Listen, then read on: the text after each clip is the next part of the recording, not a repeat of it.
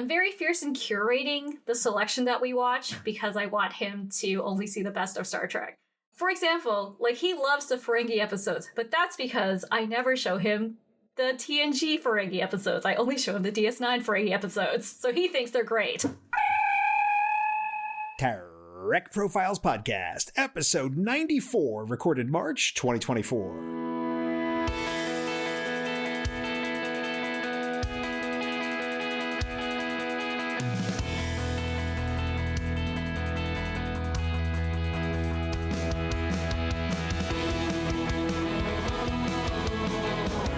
This is the Trek Profiles Podcast, where each episode we talk with a Star Trek fan, we hear their fandom story, and we try to discover why we all love Star Trek so much.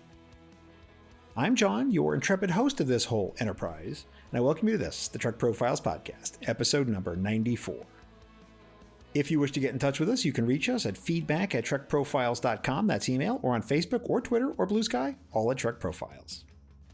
Here's your quick spoiler warning. On this show, any episode of Star Trek may be discussed at any time. You've been warned, humans. And as always, my trusty sidekick and co-host is the bossy but not bombastic, brainy but not boisterous M5 Multitronic unit. Say hi, M5. M5 at full power. Let's do the announcements, M5. News displayed. This is an independent show. If you'd like to support us, the best way to do that is just to follow us wherever you are getting your audio. We are on all the major platforms, and your following us helps other Trek fans find us. The show is 100% advertising free. We don't have a supporters program or anything like that, but if you'd like to show some appreciation, I ask for your donation to our official charity here on the show. That's the Children's Fund for Glycogen Storage Disease. There's a link at trekprofiles.com/donate to give directly to the charity if you'd like to participate. There is a little bit of bonus material in this episode. We have some lightly edited outtakes at the end of the episode. These will come after the ending audio cards. Enjoy them, or not, as you choose. At the end of every episode, my guest faces my Kobayashi Maru lightning round. They get 5 terrible multiple-choice Star Trek questions, and they have to give us their answers. After each episode drops, I tweet those questions out as polls where you can have your say. So let's take a look at the questions from episode 91 with Amy Imhoff and see how it went. Which piece of the progenitor's puzzle was the hardest to get? 1, 2, or 3? Amy said piece 2, and it was also the winner online with 71%. Piece 3 got 15%, and the first piece got only 14%. What are we drinking? A Cimmerian Sunset, Klingon Blood Wine, or Aldebaran Whiskey? Amy wanted that Cimmerian Sunset, and so did all the poll respondents with a 44% result. The whiskey got 32%, and the Blood Wine came in at only 24%. Worst being to be stuck with in the turbolift? Reginald Barclay, Brad Boimler, Human Q, or Quark. Both my guest and the online people agreed that Human Q was the worst, getting 50% in the poll. Barclay was second at 25%, Quark got 14%, and Boims only got 11%. And I'm kind of glad for Boims. What are we reading? The Epic of Gilgamesh, The Never-Ending Sacrifice, The Fall of Kang, or Photons Be Free? Amy said Photons Be Free, but online, it was The Never-Ending Sacrifice with 44%. Photons Be Free got 41%, Gilgamesh was at 15%, and absolutely no one was interested in The Fall of Kang. Pick your bridge spot under Captain Burnham on the Discovery in the 31st century, spore drive operator, comms, helm, or weapons. Amy wanted comms, but the online people, well, they wanted to fly the ship and picked helm with 40%. Comms was in second at 33%, weapons got third at 20%, and the spore drive came in at 7%. Now, if you enjoyed those questions, I would like to take a stab at writing your own for possible inclusion in the show.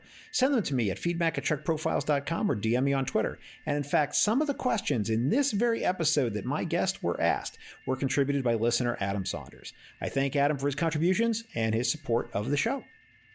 Okay, I got one little piece of errata for you. At one point in the show, we're talking about Season 7 TNG episodes, and for some reason I said Schisms, which I know is a Season 6 episode. Apologies for the error. That's it for announcements and news. Let's get to it. M5, let's begin. Commencing show transmission.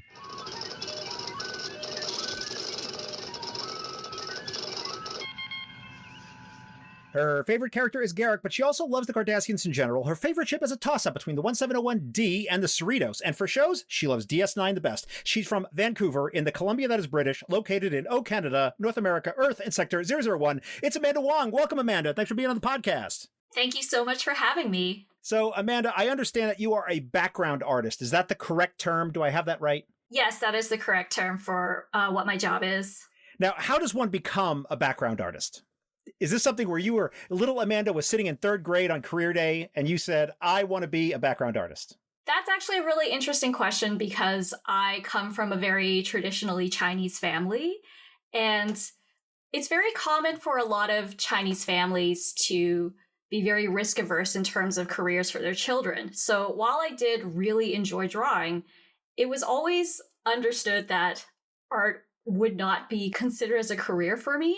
So I actually was a market research analyst for a little bit, and then I went back to school afterwards to go to animation. And animation is usually where people learn to do background drawing or background painting, but you could also have a classical art training like illustration or a different field. I would say of all the different fields of animation, backgrounds is the one where you have to understand general principles of light and color the most, which don't necessarily have to be taught in animation. I see. Okay, so I want to dig a little deeper into this. So I'm very familiar with the story you're telling, by the way, because my wife's family, especially, every time I talk to them, what I do for work, which is beyond the scope of what we're talking about here, but for them, it's like, it's basically sorcery.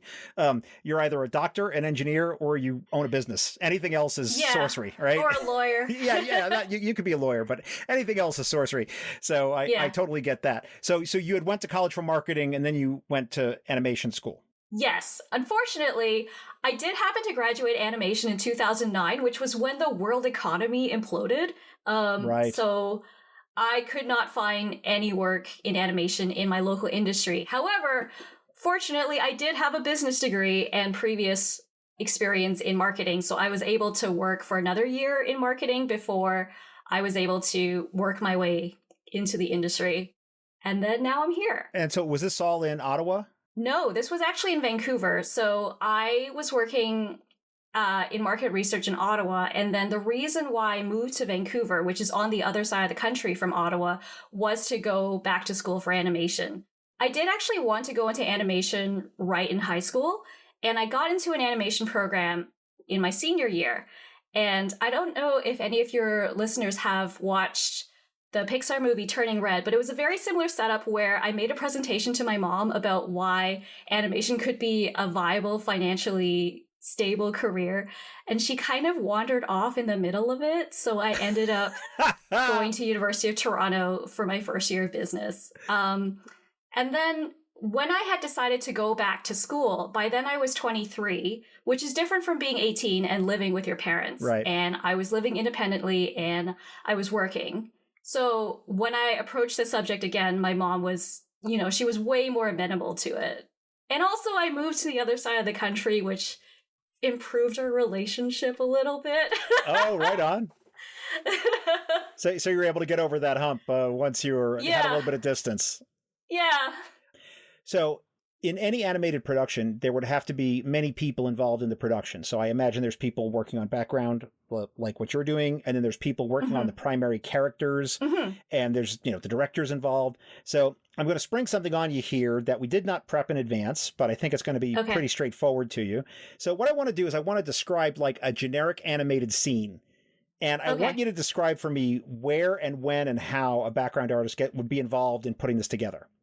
So let's take a generic sci-fi concept. Doesn't matter what it is. Okay. And we're going to have 4 characters sitting in a space station in a restaurant.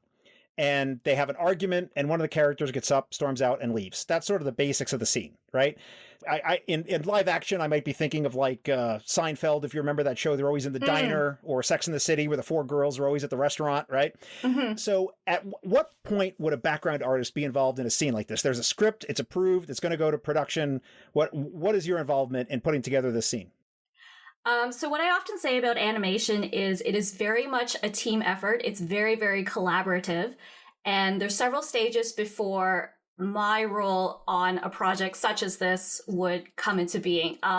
So as you said, the first stage would be the script where the writer writes the scene, and then the director together with the storyboard team would determine what shot to use for this scene, sort of like what camera angle to use.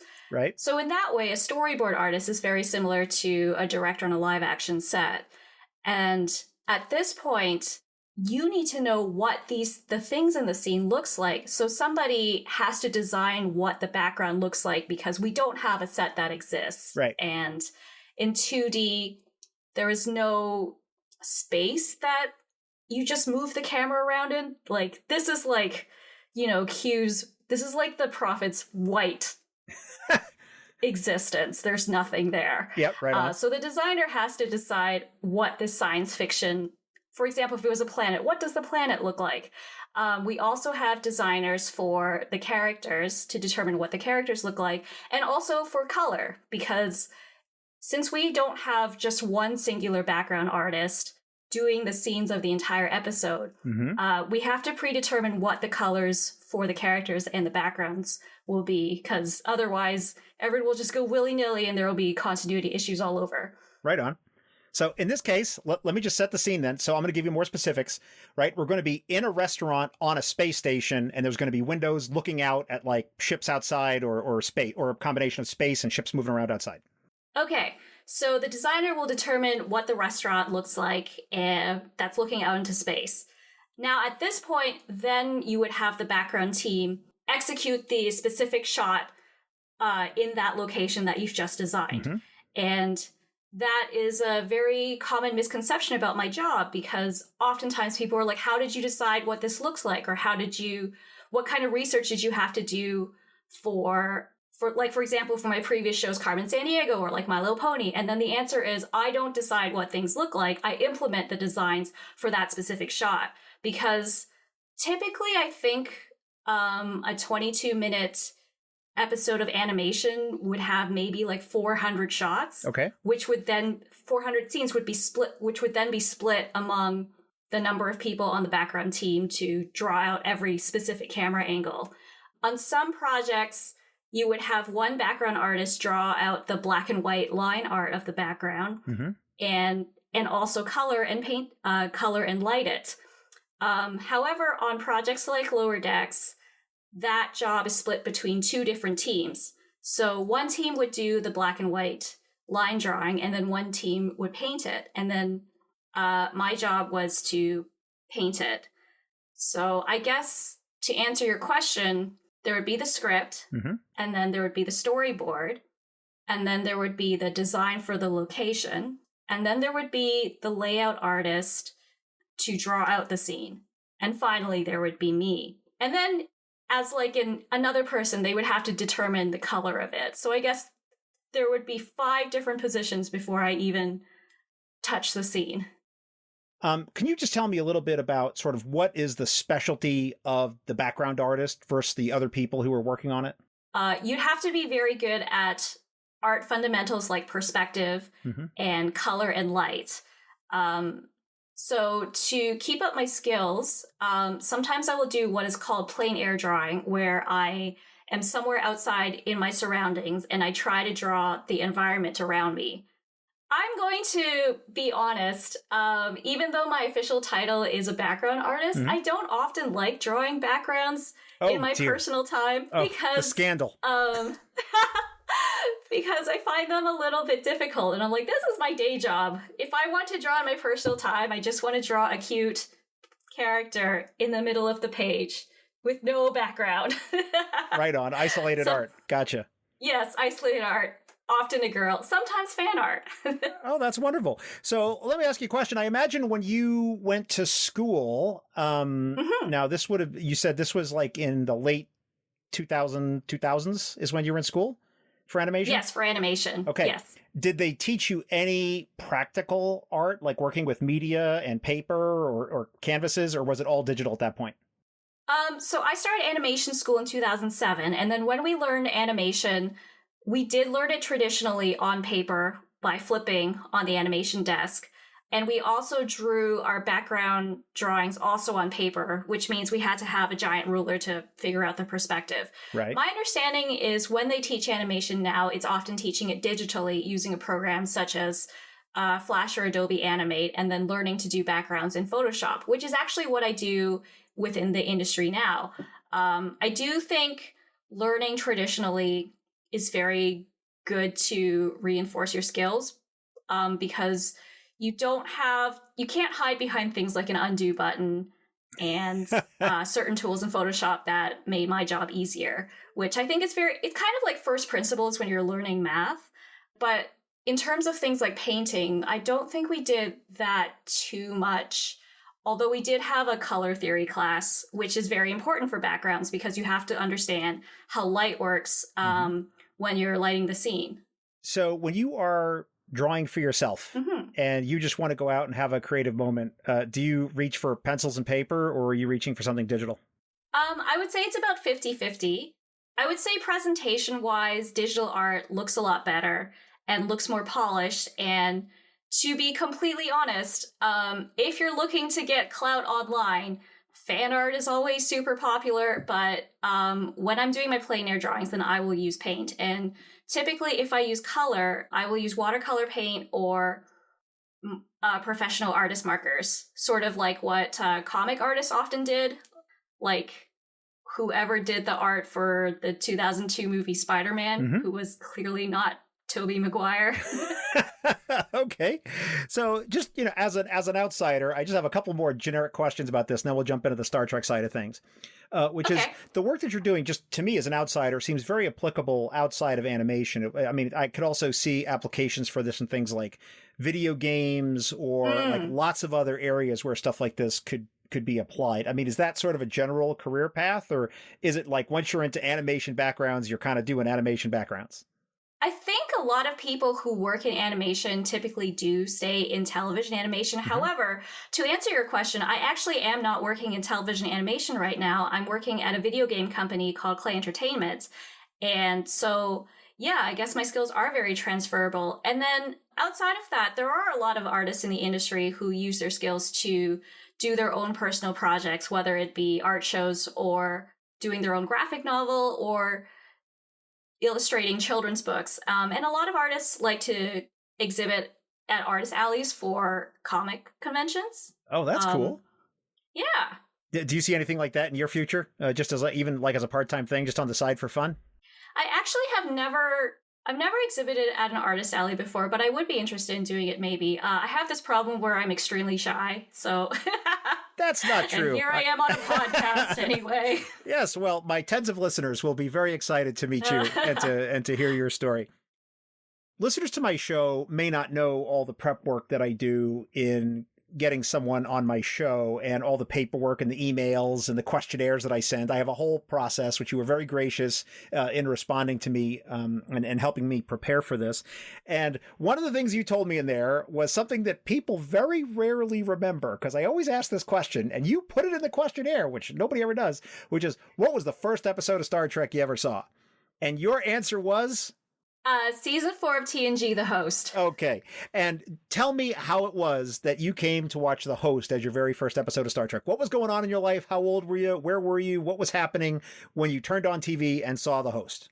Well, I was 8 years old, and I was near the end of grade 2, and then very occasionally, because I kind of came from a strict household where we weren't often allowed to watch TV, my brother and I were watching TV, and since it was the early 90s, we were just channel surfing, and we came across this episode, which I don't think is often included in anyone's best of list for TNG, but it was The Host, and since I was 8 years old, this concept was extremely fascinating to me, that there was this crew in very stylized uniforms from the future, and that there were aliens, and the plot itself was really interesting to me, even though as an 8-year-old I was easily scared, and the effects of the symbiote was very scary to me. Oh, sure, I can imagine. Yeah.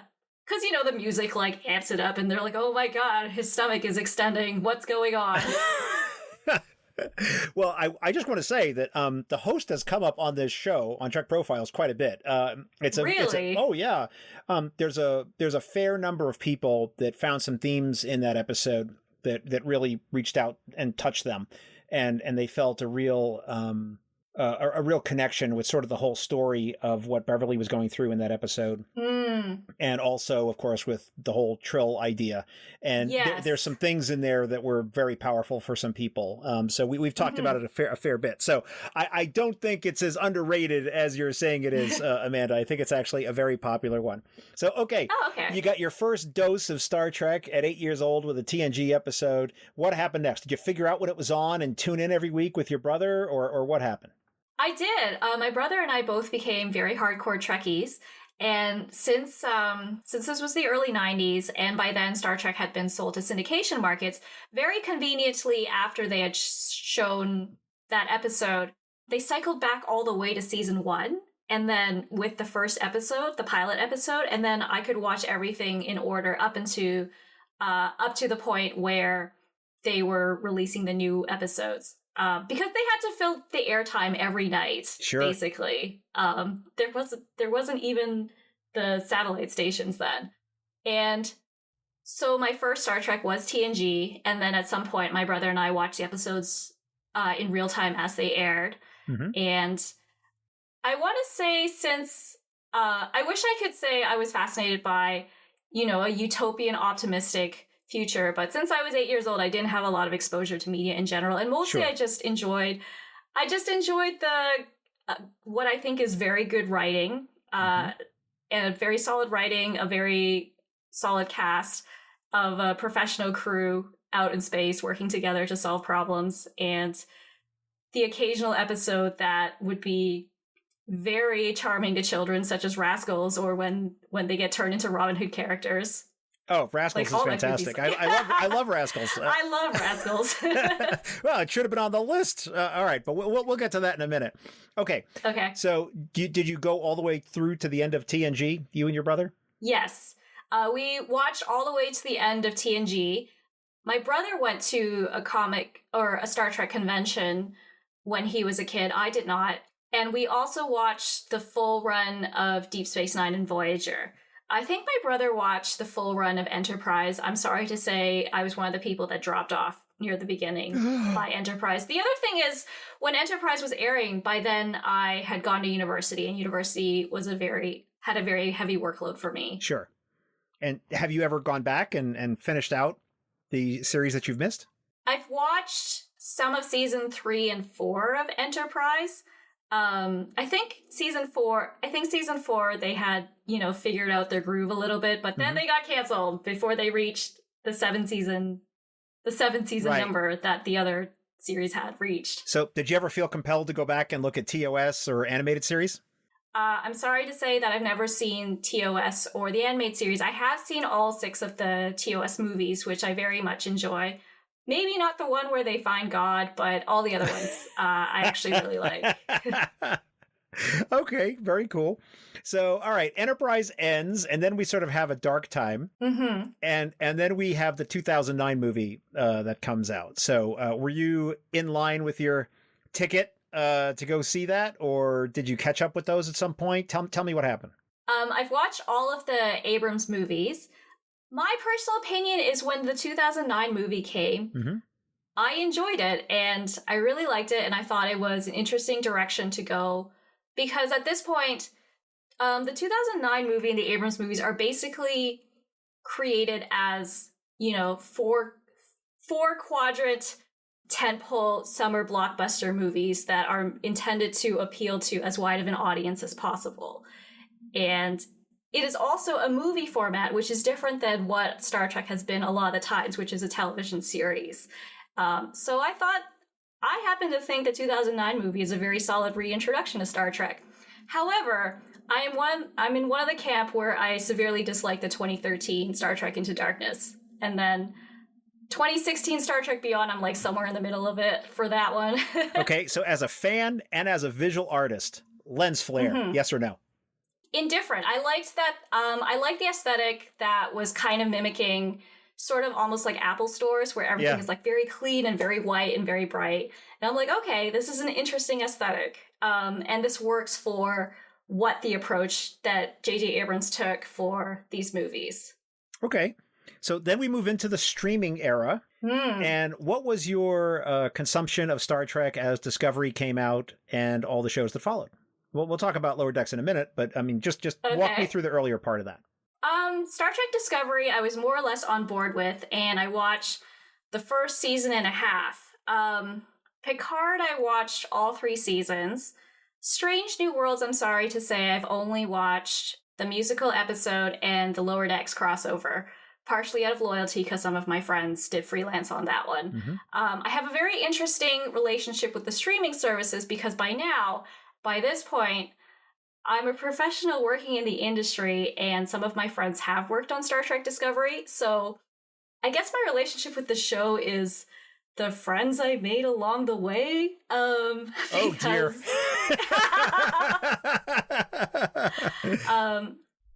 I actually really like Prodigy. I think as a stealth Voyager sequel, it works really well. Okay. So let's talk about that for a minute. So I'm way outside my area on this, but perhaps you can just use your artist skills and help enlighten us. Would you describe sort of the flavor of animation that you see in Prodigy? What would we call that kind of animation versus what we see in Lower Decks generally? Just as someone who's seen a couple of episodes of either. I think Prodigy is 3D animation. And obviously it's a 3D animated show. I think it's aimed at a slightly younger audience than Lower Decks, which has a lot of adult humor. And I think it's aiming for the action adventure, maybe 8 to 12-year-olds who would have been interested in previous series like Star Wars Clone Wars. And I've seen people compare the designs to Mass Effect. However, since this animation is a visual medium, I think it's really cool that they came up with like really interesting designs that they wouldn't have been able to do when it was still a live action series with a limited budget and like humans that you have to put in prosthetic makeup. Oh yeah. I mean, I think one of the best things about animated Star Trek, just as a general concept, whichever animated Star Trek it is, and this is also true of the animated series in the 70s, by the way, is that you could actually bring those really weird aliens and make it a normal part of the show. And you could even have some really weird alien dude walking around the background that wasn't even a main character, right? And spend all kinds of, and you just got some really wild stuff.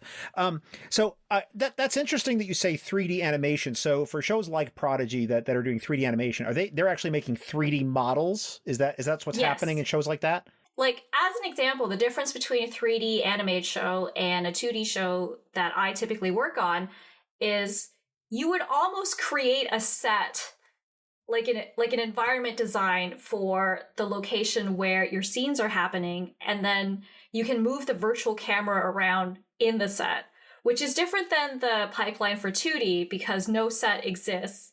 There have to be artists that create every shot manually by hand. And then the characters are usually 3D models in a program like Maya. So you know what I'm hearing based on this conversation, Amanda? Yes. I'm hearing that I'm going to be able to put on some VR goggles and walk around the Prodigy sets at some point. Well, possibly. Sometimes for some shots they do have to cheat them, and then if you actually see behind the scenes, everything looks like all strange and distorted. Right. Yeah, I get it. Yeah. But that's interesting. So for 3D, they're actually making like a whole set and doing all that. So that's cool. So not that we know anything, but that's a very interesting set of insights as to how all this stuff works. Okay. So you've watched some of Discovery. You've watched a couple of episodes of Strange New Worlds. Now you worked on Lower Decks, and I'm going to ask you more about that in a second. But I just want to ask you this question that I ask of anybody who's worked actually on the show. Do you watch your own episodes that you worked on once they're complete? Absolutely. And I say this, well, sometimes I have worked on projects where I have not watched any of the finished cut, but Lower Decks I genuinely really like the writing of, and I think I would like the show even if I didn't work on it. And I make my husband watch all the seasons with me as they air. And the other reason is because the time between when my team worked on the show and when it releases is often months. So by that point, I kind of forgot what I did. And So then it's like fresh. I'm just like Right. any other fan being like, whoa, how did they do that? I don't know.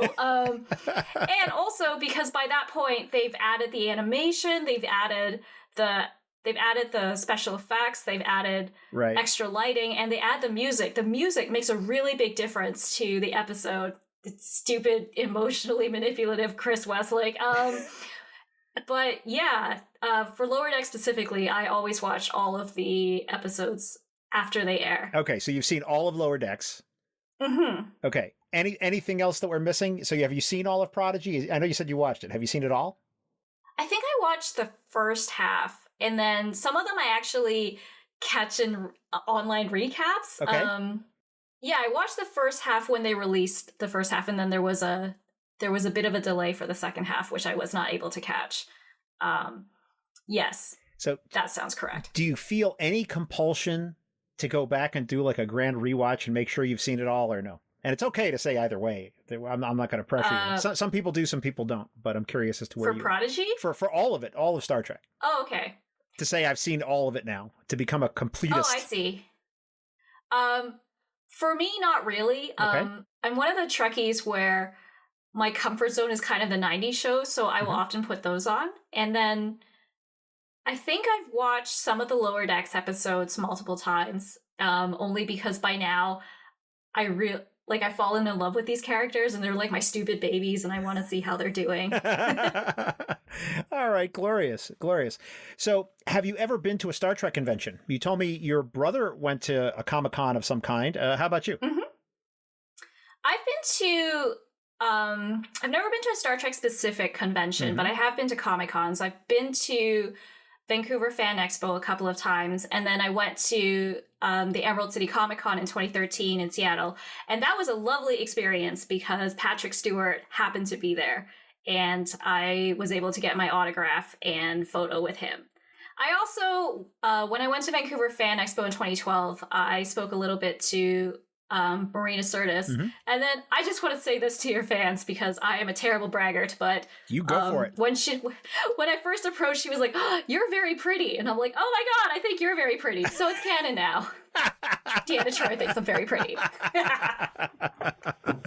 I think that's a wonderful story. So this was in your personal capacity. You were going to these. It wasn't related to some kind of show or something you were working on. Yes. At that point, I was not working on, this was more than 10 years ago. So by that point, I was not working with Star Trek in any capacity. Okay, great. So you've been to a couple of conventions. Do you collect anything? I started collecting more things after I worked on Lower Decks.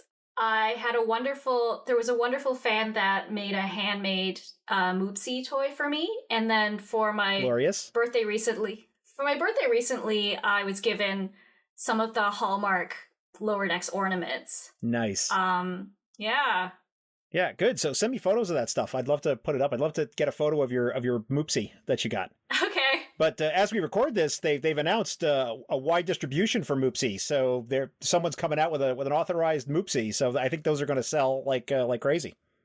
I saw that. Oh, I hope Moopsie sells really well, and I hope that the child voice actor was able to get a cut of the profits. But I'm not sure what kind of deal they made.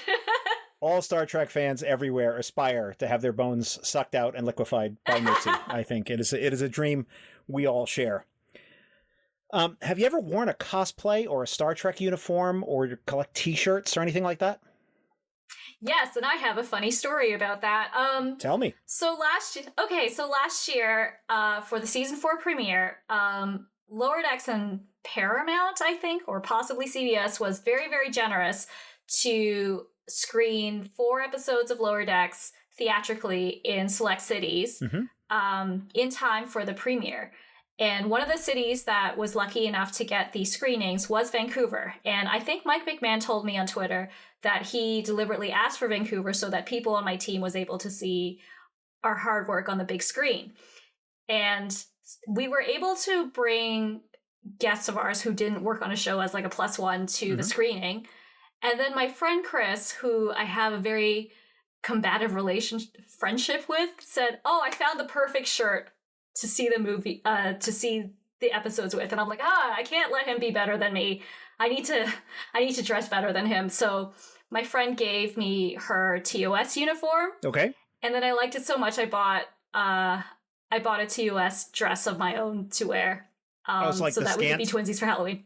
Yeah, the red dress that Uhura wears. Oh, Yeah. right. Okay, because that was going to be my next Yeah. question is you got to tell us the color. It's red. Right on.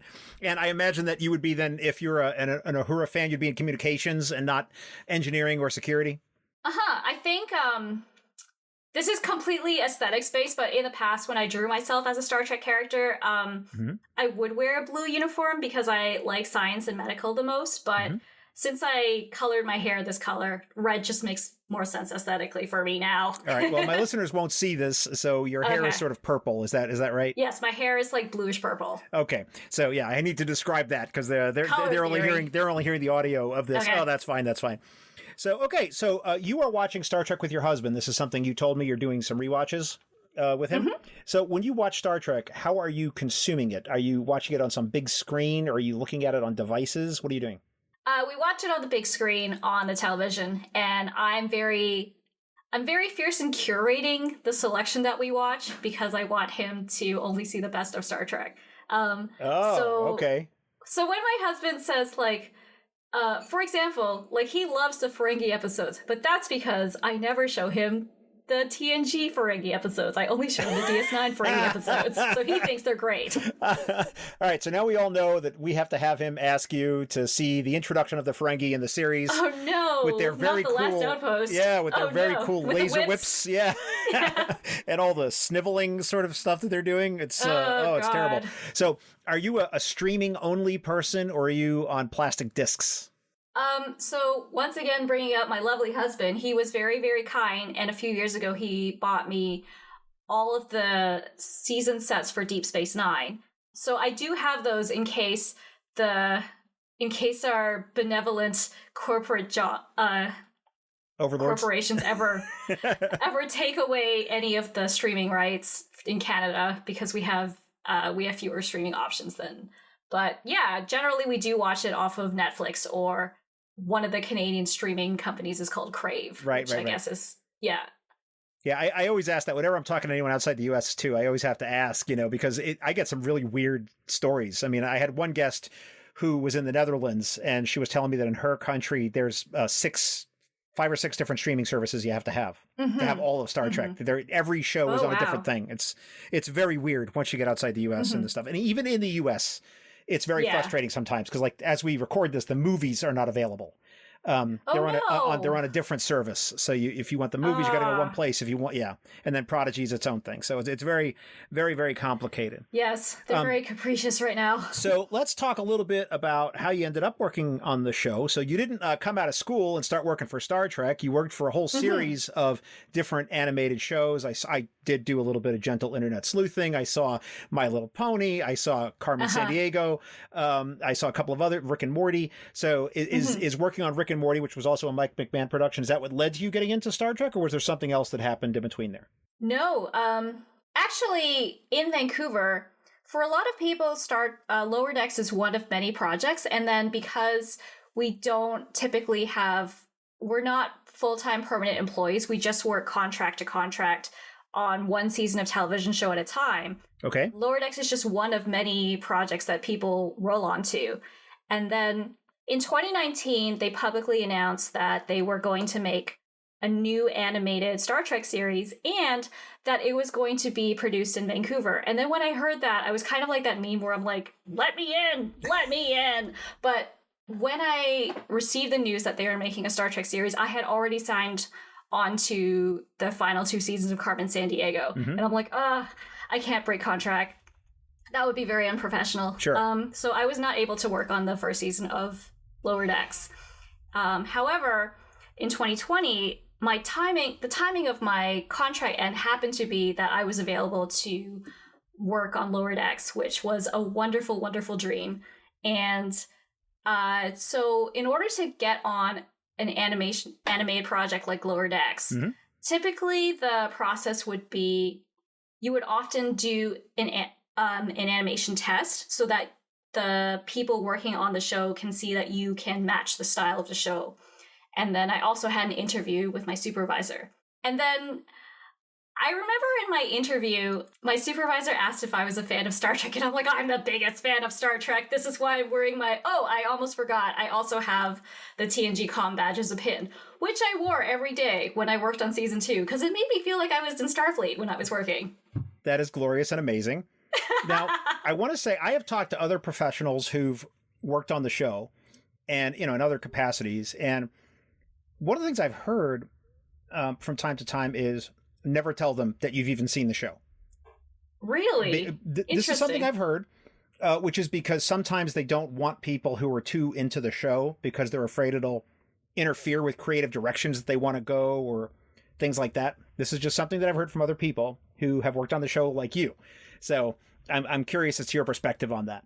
Well, luckily, I'm going to be honest. We have, on my team, we have so little power that I cannot interfere with creative decisions on any animated shows.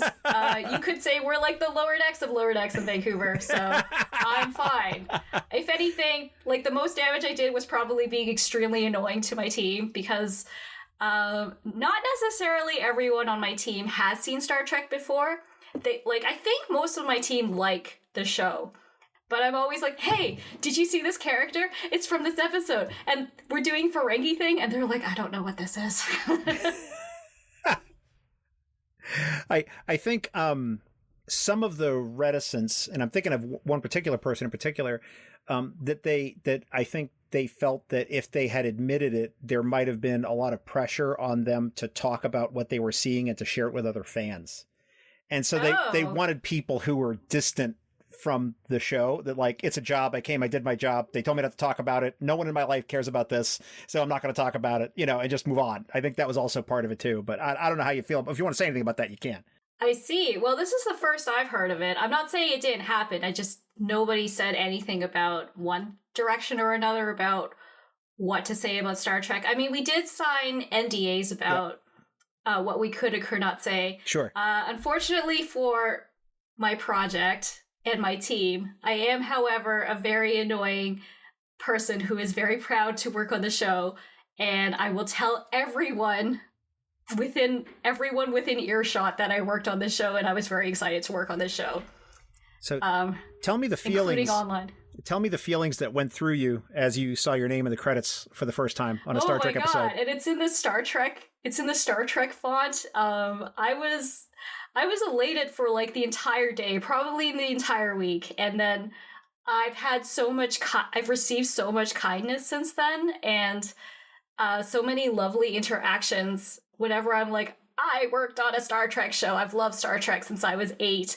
And now it's my name in the credits. Like, for example, the official Star Trek account said, welcome to the family. And I'm like, I know you're probably like maybe a social media manager, but that still feels really good. Thank you. So you've worked on the show and you're pretty active on Twitter and I imagine on your other social medias, Instagram. How's that experience been for you interacting with fans? Overall positive, overall negative? I mean, what's been your experience with it?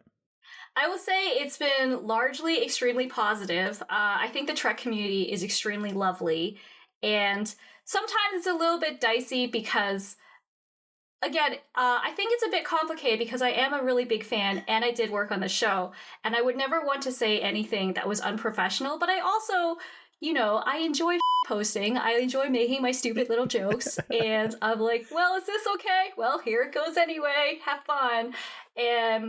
But from my shameless and impulsive meme posting, I've had lots of lovely interactions. Like sometimes the showrunner, who normally I didn't interact with that much on the project, would, banter with me, or we could get like a sing-along going on the Enterprise theme song or things like that. And also from having an online profile, I've actually met a lot more people who work in the Star Trek industry than I would have if I, remained a professional artist, because there are actually a lot of really, really talented people that work on all the Star Trek shows that just happen to keep a lower profile than me. I just have a big mouth. But, I met Dr. Aaron McDonald. I met Jesse. I met Robert Hewitt-Wolf, who worked on Deep Space Nine. And again, I've met some of the people from Star Trek Discovery through Twitter. And I would never trade that for anything because everyone I've met has been extremely lovely and kind and nice people.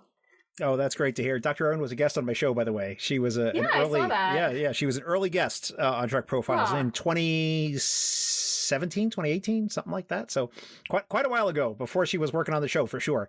When I talked to yeah, go ahead.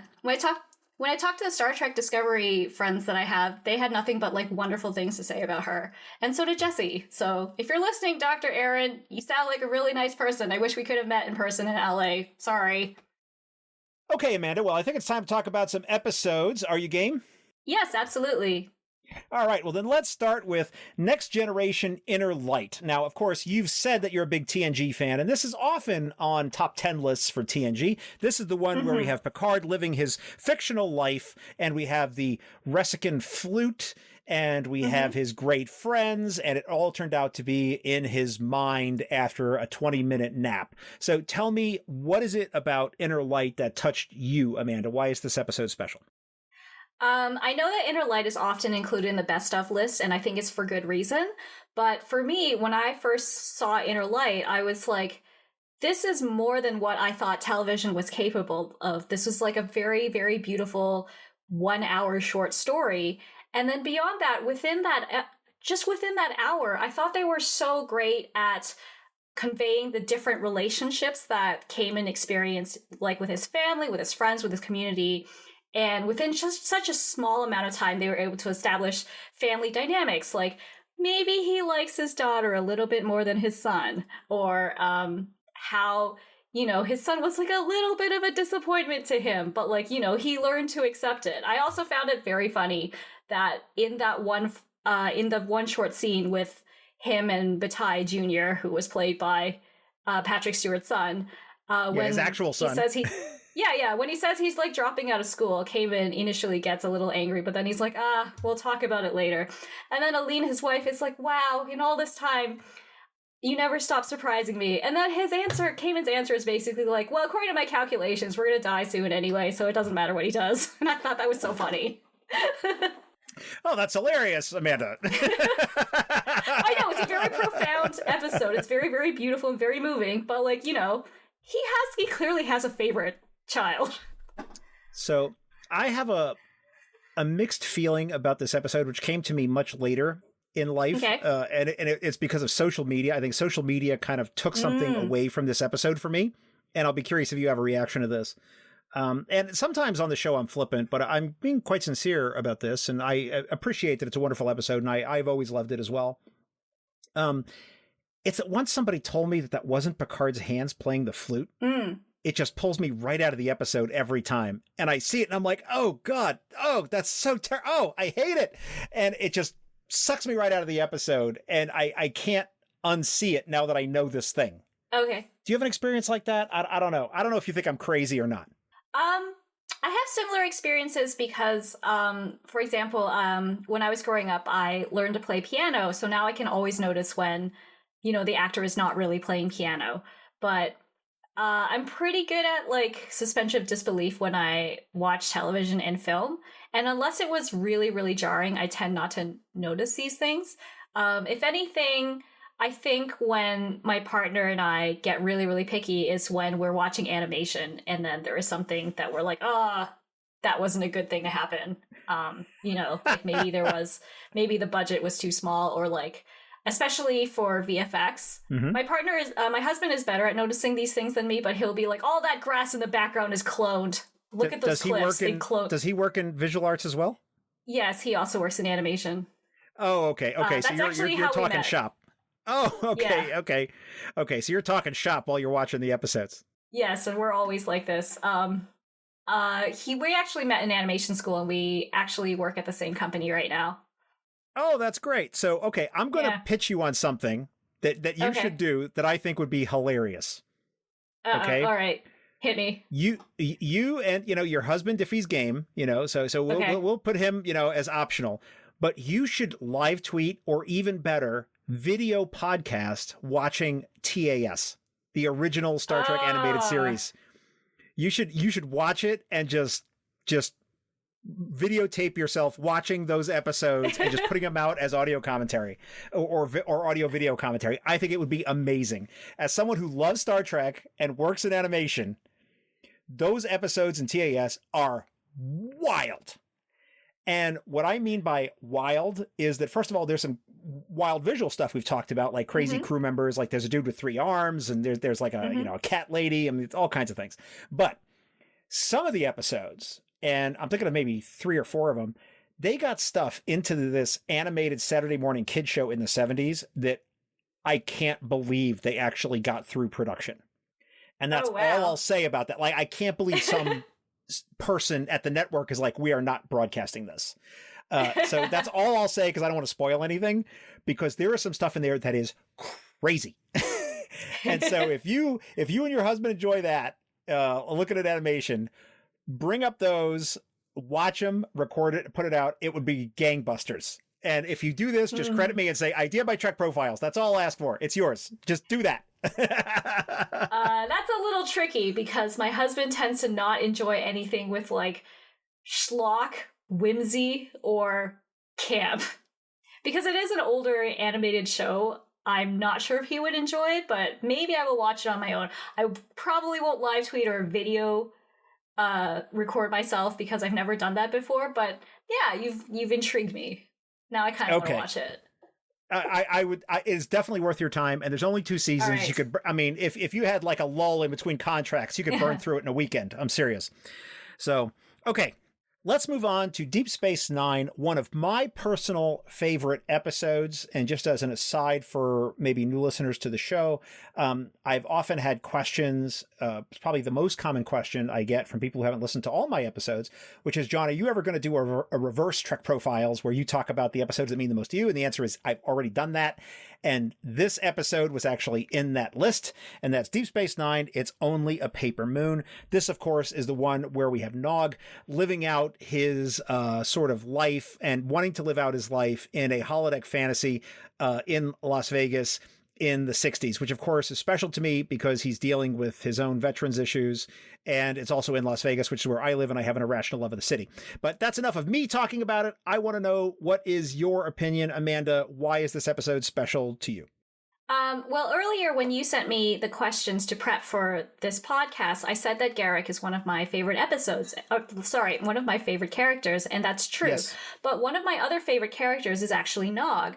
And I like all of the Ferengi characters on Deep Space Nine in general, but Nog I kind of relate to, because as I mentioned earlier in this podcast, I understand what it's like when you have family expectations on what your role and your destiny in life should be, and if you go a little off script, because he wanted to go to Starfleet and he wanted to make something of himself. And I think I read a few articles where that resonates a lot with children of immigrant families, so I don't think I'm alone in thinking that. And then so beyond that, I agree with you. This is a very, very good episode.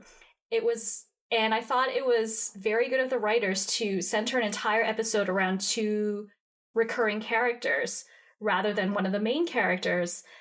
And I feel like the actors were so good at making these characters feel lived in and fully realized. And the end monologue that the late, great Aaron Eisenberg gave is so heartbreaking and beautiful that I don't think there has ever been a Star Trek episode that fully featured 2 characters that were not on the main cast. Like, there is The Wire, and I love The Wire, but, Bashir, it's a 2-man play between Garrick and Bashir. I'd agree with you. It's a really fantastic episode, and the things that it deals with are just so touching. And it's one of the things I think that we don't often deal with in sort of high adventure type shows, like Star Trek can be, is like, what's the aftermath of this, right? I mean, even when you think about sort of when you sort of pull the camera in close and you're dealing with simple things, like a character gets in a fight, and then the next scene, he or she is walking around like they're fine. It's like, no, you were just in a fight, man. Even if you administered a beatdown to your opponent, you're going to have a sore spot, and here we're dealing with that sort of lasting damage from the situation that Nog dealt with. And for what it's worth for me, I've talked about this before on the show, but I'll just mention it here briefly, which is the one part of it that always gets me is when Nog gets off the shuttle and everyone is just sort of standing around and sort of looking at him, and they have sort of this welcoming party. And it's this very awkward sort of moment. And I felt that in my bones, It's an episode that every time it comes up, I'm just always brought back to my own life too. So I thank you for picking it. Oh, well, you're welcome. And again, like, I think it's very rare in Star Trek where you have an episode that deals with, the aftermath of something that happened. Like, Family in TNG is also very good for that. But to have your character speak so rawly and have a speech where he's just like, I'm scared. I don't want to go back.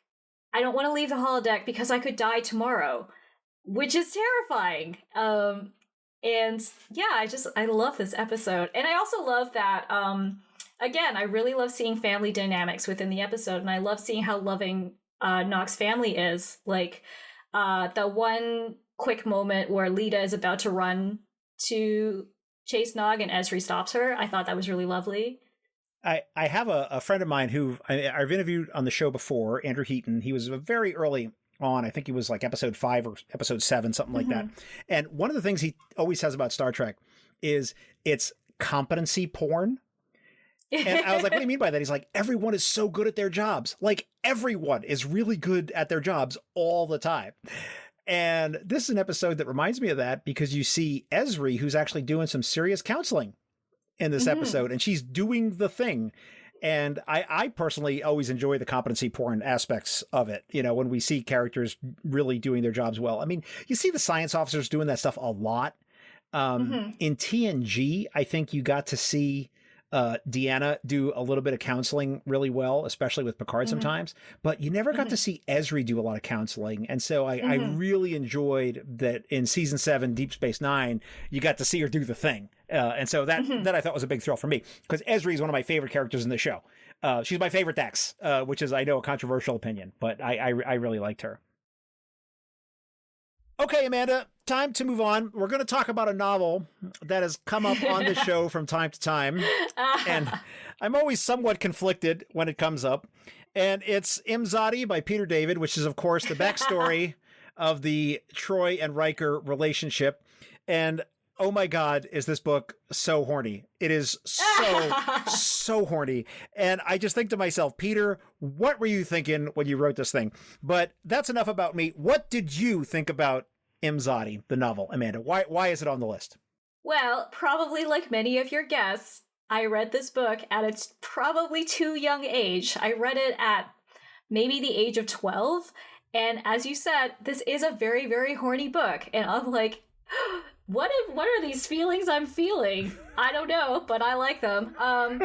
And beyond that, like rereading it now as an adult, there's some problematic aspects because there's a lot of like gender essentialism in this book where it's like men are like this and women are like that. So much essentialism. But I am an Imzadi's shipper, and I did really love the love story between Troy and Riker.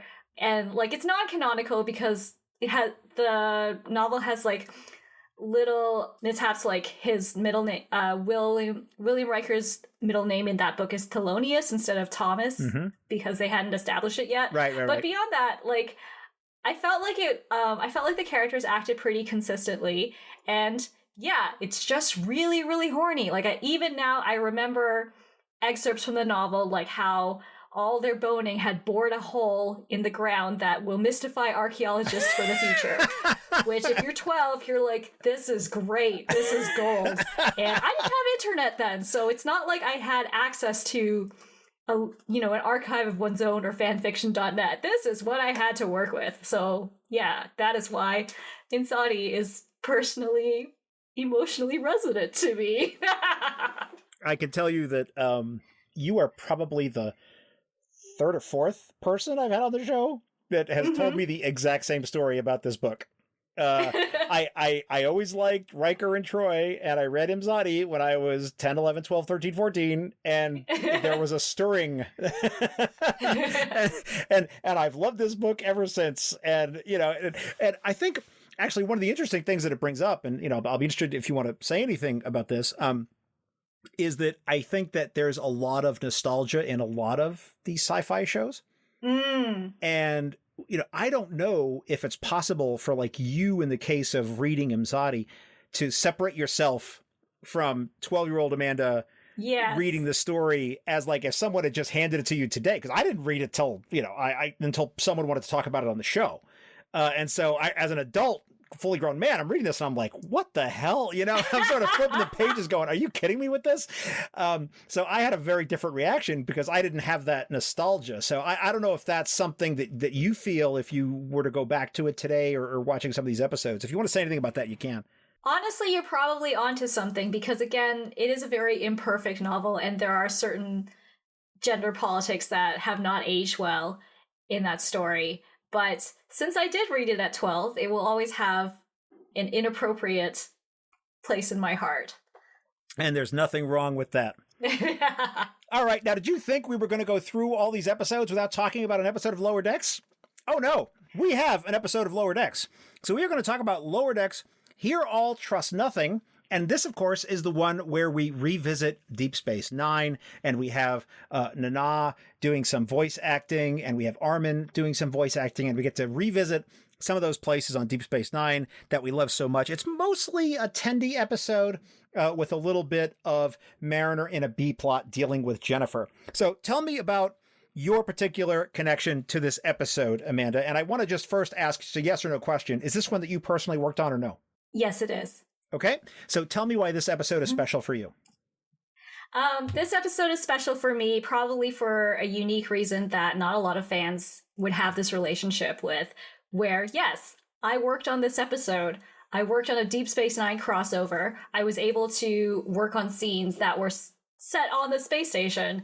And that's amazing. Like, I'm so glad I had this opportunity. Thank you to the team at Lower Decks for writing this story. And I don't think I can be objective about this episode, like if I had just watched it as a fan, because my experience with it is so different. My experience is working on the episode and working on locations on the space station, which was so fun. And it drove me insane to not tell anyone for like 8 months. And sometimes I think there was some convention where Nana was like doing a panel and someone was like, would you ever star on Lower Decks? And then she had already recorded her lines. Sure. And she's like, oh, I would love to. And I'm like, you liar. And not only that, but afterwards, the Deep Space Nine writer, Robert Hewitt Wolf, personally told me, like, he really enjoyed this episode and he really liked the design of the space station and he thought it was, very, very well done. And like, I'm like, thank you. That means a lot to me. And I would have never had that experience if I never got on the show. As my listeners will know, I rewatch everything that my guest wants to talk about before the show so that I can be hopefully a somewhat reasonable conversation partner. And I will say that in rewatching this, one of the notes that I put down was that the station itself never looked as good as it did in this episode. That is the best look we have ever gotten at Deep Space Nine is in Lower Decks, not in Deep Space Nine. Go ahead. Go on. No, please. So one of the interesting things about translating a live action show into an animated show, this was not my job specifically, but someone had to determine what the colors are for the location. And then one of the tricky things for Deep Space Nine is it's very hard to determine what actual color the sets are, because sometimes in some lights they look kind of brown, sometimes they look purple, sometimes they look gray, and we're like, we just have to pick one, and like that's the one that everyone agrees to work in. So let me say another couple things about Lower Decks, Hear All, Trust Nothing. I just love the whole salon bit. And my favorite little bit of trivia is that that's actually Gabrielle Ruiz doing the voice of Castro, who's running the salon. So that is one of her characters. I'll give one more anecdote, behind the scenes anecdote on working on that episode, where I had a really, really solid team working on the show. And my supervisor, her name is Heather Arm, and she was really, really lovely. And she knew I was a really big fan of Star Trek, and that not everyone on the team necessarily has ever seen the show before or have any emotional attachment. And because we knew that this crossover was coming up, she asked me if I had any preference of which locations I wanted to work on. And I said, I really want to work on the station. So some of the people who were not as familiar with the show worked on the B plot on the ship, and then I worked on some of the scenes on the station, which I thought was very generous of her. Oh, that so had to have Heather. been just fantastic for you. I mean, to actually bring that stuff to life. Oh, that's amazing. Yeah. Amanda, I'm excited and terrified at the same time to talk about this next episode because it's an episode that does not come up much at all on Trek Profiles, but I'm very interested to hear about your take on it. And that, of course, is TNG Dark Page, which is a season 7 episode. One of the weird things about season 7 of TNG that I've noticed is that there's like weird family members coming out of nowhere in like so many episodes. You know, Geordi has a mom, Data has a mom, you know, and all these characters are showing up with family members. It's very strange. And so here, of course, we have Luoxana talking about Kestra, her daughter. And of course, this episode is also notable to me because we have baby Kirsten Dunst in the episode as well. So tell me, what about Dark Page is special to you? Well, I do understand that this is a season 7 episode, which was very, very uneven. And by then, they were already starting to run out of gas a little bit, like the entire production. And I understand that, yeah, very few people would like list this as one of their favorites. First of all, since I watched this when I was a child, this episode really scared me because I was an easily scared child. I know that there are other episodes where they have kind of a creepy atmosphere, like Phantasms, which is also a season 7 episode, and also Night Terrors, especially that scene where like all the dead people sit up in the morgue. Oh my god, that scene is awesome. But and Schisms. Yeah, also Schisms. But this episode is especially resonant to me because, as I mentioned earlier, and now I'm going to get a little bit serious. Sure. I didn't really have the greatest relationship with my mother. I had kind of a tense relationship in the same way that Troy sometimes had with her mother, Loxana.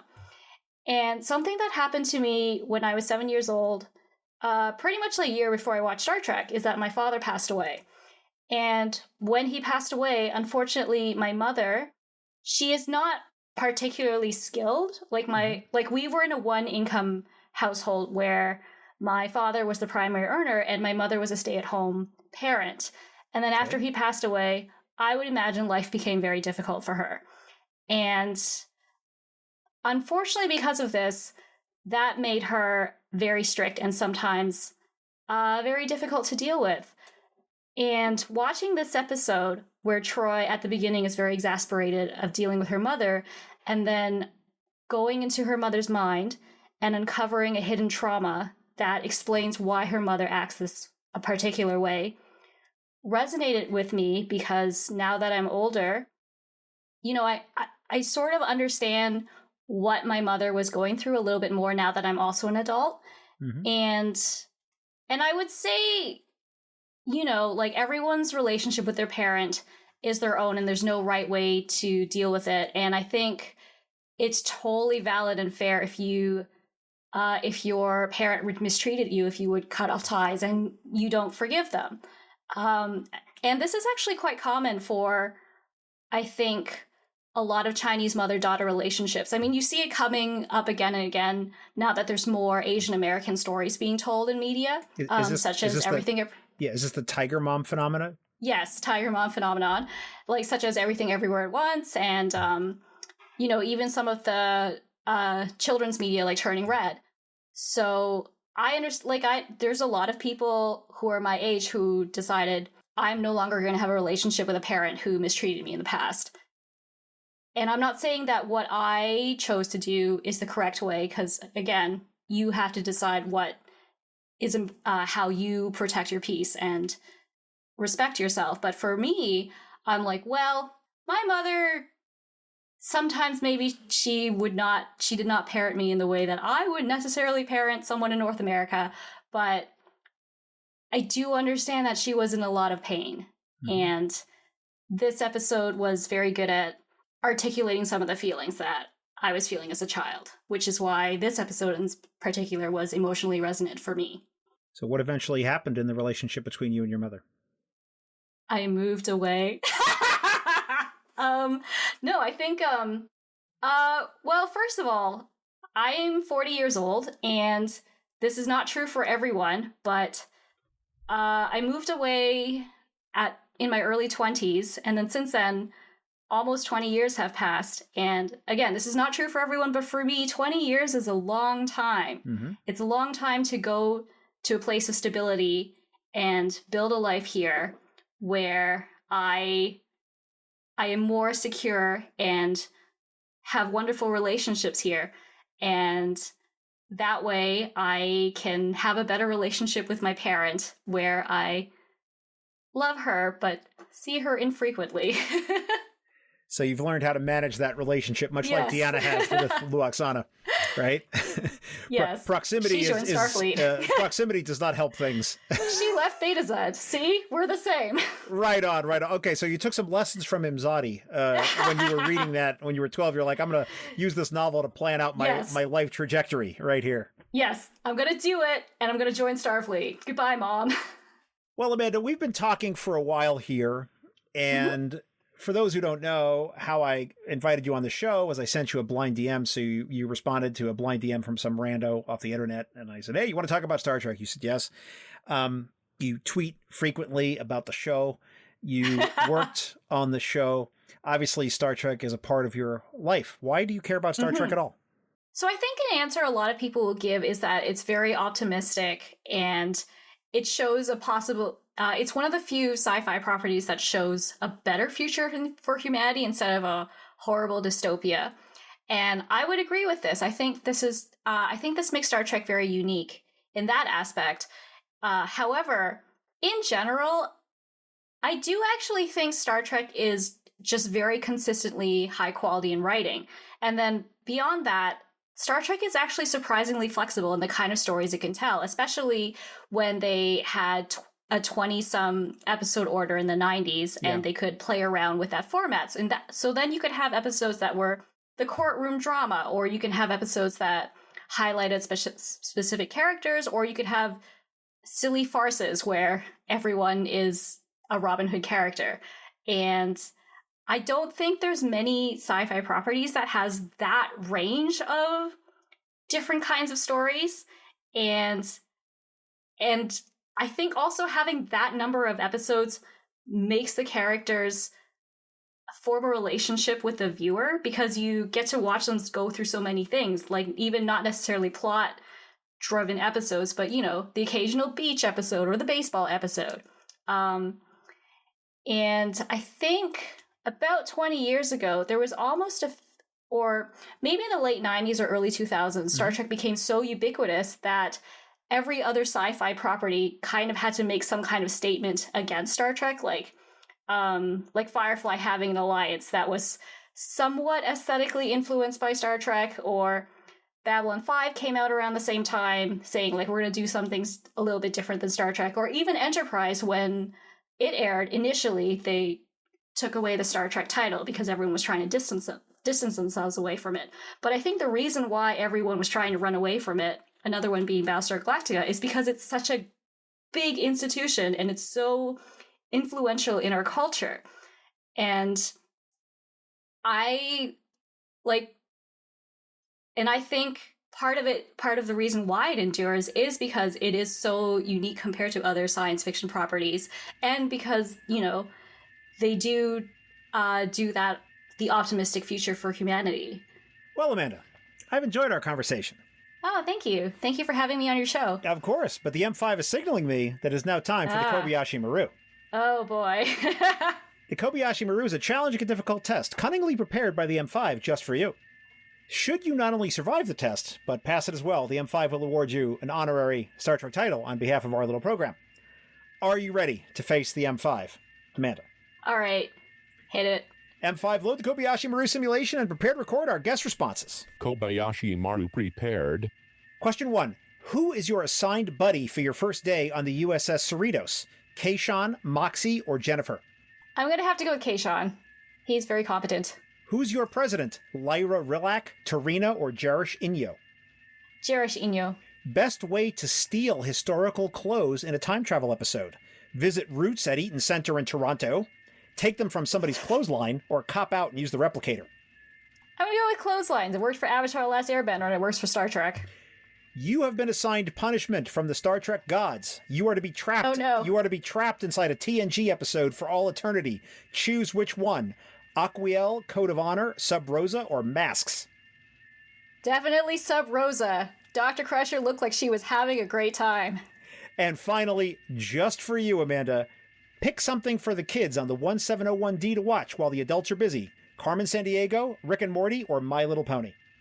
I'm gonna have to go with Carmen Sandiego. I think My Little Pony is more popular, but Carmen Sandiego has very good edutainment. You can learn about geography that way. Simulation complete. M5, please compute the results and tell us if our guest has passed the Kobayashi Maru. Working.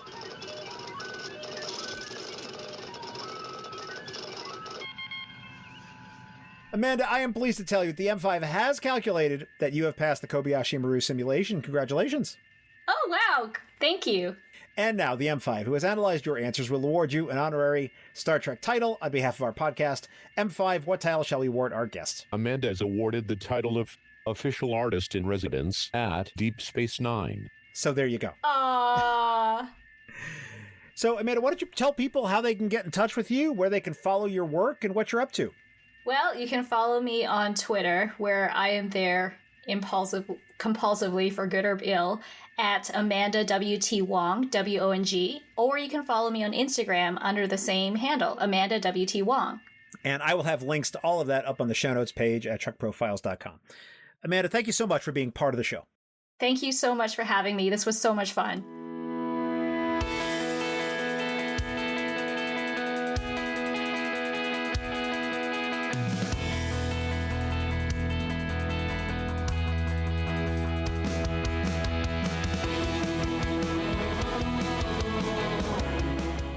Here ends this installment of the Trek Profiles podcast. And before we offer a Trek quote to close this episode, I'd like to remind you that you may send us your insightful comments, your angry letters, or your attempts at Lower Decks background art to feedback at trekprofiles.com or on Facebook or Twitter or Blue Sky at Trek Profiles.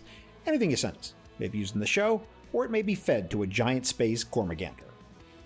This dive, I leave you with a quote from the episode Hear All, Trust Nothing. When Wendy asks Mariner what she's doing, Mariner says, quote, "Actualizing my dreams," close quote. Thanks for listening and live long and prosper.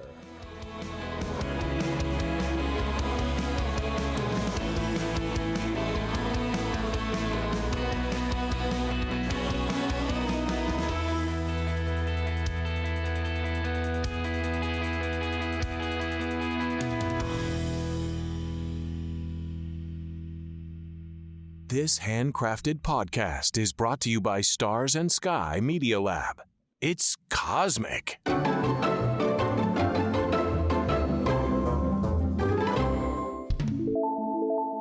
Beverly, she loves the Space Ghost. Loves the Space Ghost. And by the way, how many cosplays have I seen of people doing Beverly with that candle? Like so many at the convention, on the Star Trek cruise. Oh my God, people love it. The funny thing about, bad Star Trek episodes is if you're going to do bad, you might as well do bad and memorable, because the ones that endure are Sub Rosa, Threshold. Like, you remember those a lot more than, like, I don't know, Cathexis by Voyager. Like, no one ever cites that one. After the Voyager episode of Lower Decks came out, someone made a very funny joke to me about Paris and B'Elanna bringing their daughter Morale on the new Voyager Museum, and then her seeing the salamander animatronic and the salamander babies and being like, oh, cute, and then their parents making horrible faces because they know that those salamander babies are actually Morale's half-siblings. Oh my God, right. Yeah, we're going to have to talk about that. Mommy, Daddy, what are they? Oh, well, they're salamander babies. Well, where do they come from? Whose babies are they? Oh, well, we'll have to talk about that in the car on the way home.